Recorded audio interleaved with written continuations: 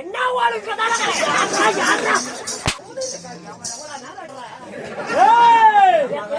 எத்தனை தைவு தெரியுமா? இந்த தைக்கிறதுல என் வீட்டுல தை மிச்சு வாங்கி போட்டுக்கிறேன்.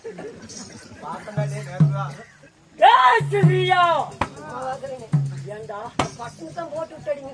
ஏண்டா தாய ஏண்டாவே தாய மண்டபம் போட்டாங்க. சொல்லுங்க அருணா அந்த வேலை செய்ய சொல்றேன். சொல்லுங்க நீங்க யாருங்க?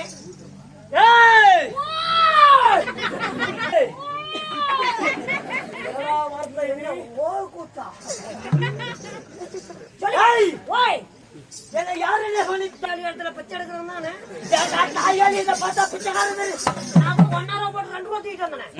அப்படி எங்களோட ரத்தக்காரன் அப்படித்தான் இருக்கிறீங்க. மூடா வாய மூதாவி நாயே அழகா வாய கேள